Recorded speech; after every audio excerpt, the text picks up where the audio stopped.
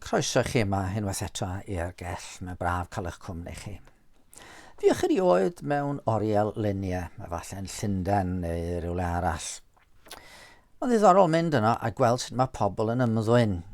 Mae yna rai, maen nhw eisiau gweld popeth sydd yna, ac felly maen nhw'n mynd o un stafell i'r llall heb wario gormod amser mewn unrhyw un stafell. Maen nhw eisiau gweld pob dim. Mae'n eraill wedyn sydd efallai diddordeb mewn un artist yn arbennig. Felly maen nhw'n mynd i'r un stafell lle mae i'r luniau fo yn cael ei arddangos a maen nhw'n treulio dipyn o amser yno yn cymharu'r naill lun a'r llall, gweld pryn o ddiweithiau cynnar o, pryn o ddiweithiau hwyrach o gan y blaen. A wedyn mae yna rai, a maen nhw jyst efo diddordeb mewn un llun. Mi a nhw yno ag eistedd o flaen y llun hwnnw am oriau, yn edrych, yn gweld sut mae yr arlunydd wedi defnyddio'r paent, sut mae o wedi rhoi gwahanol luniau gwahanol liwiau gyferbyn a'i gilydd a chyfansoddiad y llun. Maen nhw jyst yn treulio ar amser yn treiddio'n ddwfn i feddwl sut mae'r llun yma wedi dod i fod. Do'n i'm sut ydych chi'n teimlo wrth i mi fynd trwy'r Gwynfydau. Da ni wedi bod yn oedi efo pob un yn dydyn ni. Cymryd rhyw 10 munud bob diwrnod i feddwl am bob un. Ond dwi'n credu bod hi werth gwneud hynny'n ytrach na brysio trwyddyn nhw. Mae'r darlun, mae Crist yn ei bortreadu o blentyn Duw yn un mor gynorthwyol. Mae'r plentyn Duw yn gyntaf wedi dod i weld i dlodi ysbrydol. Wedi dod i alaru am hynny. Mae hynny wedi effeithio ar ei fywyd bod o ddim yn barod i sefyll ar ei hawliau hunan fod yna rhyw addfwynder a gostyngeidrwydd yn perthyn iddo fo. A ddo i fy welson ni bod o'n sychedu a newynu am gyfiawnder, am fod yn wahanol, am gael y cyfiawnder hwnnw sy'n mynd i guddio ei bechod a dileu ei anwiredd yn llwyr. Heddiw, da ni'n gweld yn well sut da ni'n derbyn y cyfiawnder. Gwyn ei byd, meddai Iesu, gwyn ei byd y rhai trugarog, oherwydd cant hwy dderbyn trugaredd. Mae yn adeiladu'r hyn mae wedi dweud eisoes. Os da ni'n blant Duw, mae gynnon ni hiraeth am gyfiawnder. Y cyfiawnder sy'n ddigon i ni fedru wynebu Duw yn hyderus a hefyd fydd yn llifo allan o'n bywyd i fywydau pobl eraill. Sut fedrwn ni gael o? Un ffordd ydy bod ni'n creu'n cyfiawnder yn hunain. Trwy'n daioni a'n hymdrech yn hunain, da ni'n llwyddo i gyrraedd y safon. Oedd na un oedd yn eitha siŵr bod wedi gwneud hynny. Saul o Tarsus oedd ei enw fo. Oedd yn gallu sgrifennu, so os rhywun arall tybiad fod ganddo le i ymddiried yn y cnawd yr un fwy felly. Wedi enwedu arnaf yr wythfed dydd i rieni di gychwyn y ffwrdd yn iawn. O hil Israel o lwyth Benjamin yn Hebrewr o dras Hebrewyr. Oedd o yn dod o'r llinach iawn. Yn ôl y gyfraith yn Pharisead, meddwl. Y Phariseaid, da ni'n gallu condemnio nhw, ond oedden nhw'n bobl hynod o foesol, oedden nhw'n cadw llwyth o gyfreithiau ac yn trio byw'n dda. O ran sel yn erlyd yr eglwys. Yn ôl y cyfiawnder sy'n perthyn i'r gyfraith yn ddifau.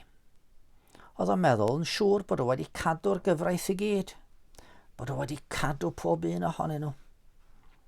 Ac wrth allan trwyddyn nhw oedd o'n hapus. Nes iddo fe gyrraedd yr olaf. Na chwennych, a mae'n deud mewn man arall o pan welodd o honno.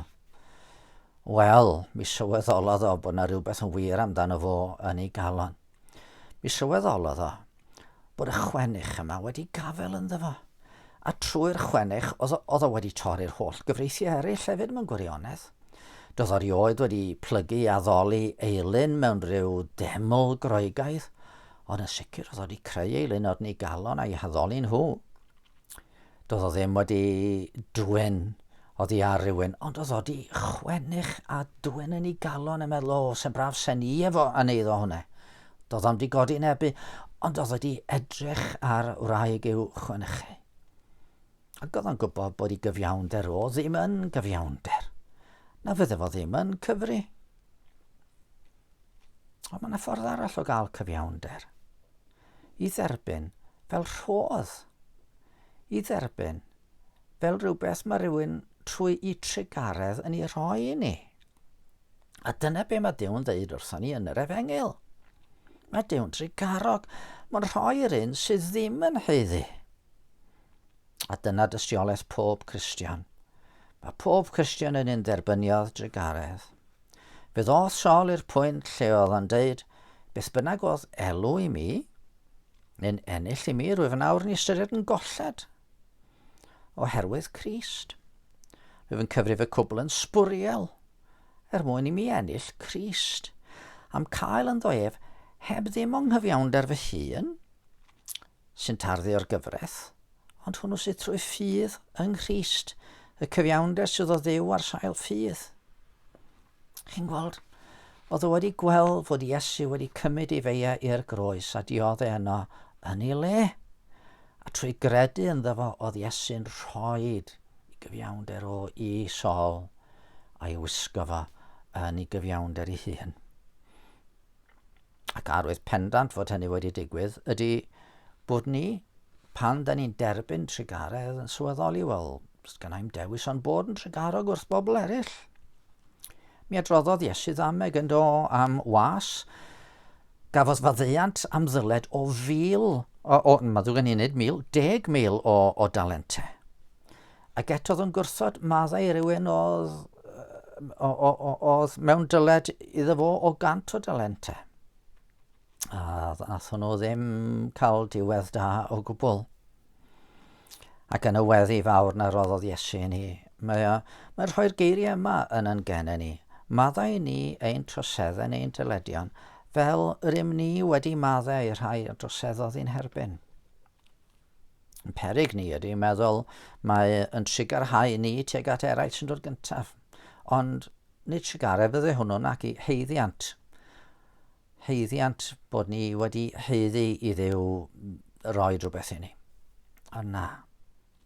Mae'r Cristion yn un sydd I derbyn y drugaredd fwyaf wrth I Grist gymryd I feia i'r groes a Dyw'n cyfri marwolaeth Crist yn lle ein hanwireddau ni.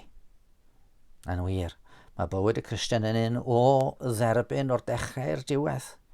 Mae wedi derbyn, mae yn derbyn, a mae'n mynd I dderbyn trugaredd. Trugaredd I guddio I holl anwireddau, claddu nhw yn eigion y môr, fel y dywedodd un o'r proffwydi. Gadwch I ni weddio. Arglwydd yn Duw, da ni'n diolch dy fod ti yn Dduw trugarog. Da ni'n diolch o Dduw'n tad, mae estyn cymorth I rai sydd ddim yn haeddu ydy dy ffordd di o weithredu. Da ni o'r ad weithiau yn meddwl bod yn cyfiawnder di yn rhywbeth fedrwn ni roed I ti, ond o Dduw, fe ddydodd Eseia fod yn cyfiawnderau fel bratiau bydron, dillad bydron. Ond da ni'n gwybod fod cyfiawnder Crist yn berffaith, fod cyfiawnder Crist yn y ddigon I ti fod yn fodlon ynddo fo. A da ni o'r ad yn cuddio'n hunain felly yn ei gyfiawnder o, ac yn diolch I ti am ei drugaredd. Amen. Wel, gobeithio bod chi yn mynd I ddod nôl atai dillun nesaf. Fydda I ddim yn rhoi'r fory a fydd y gwasanaeth ni o Capel y Ffynnon yn cael ei ddarlledu bore dydd Sul. Felly, chai ymlaen at eich gweld chi bore dydd Llun I ni gario ymlaen at y gweddill o'r Gwynfydau. Dan eich bendith.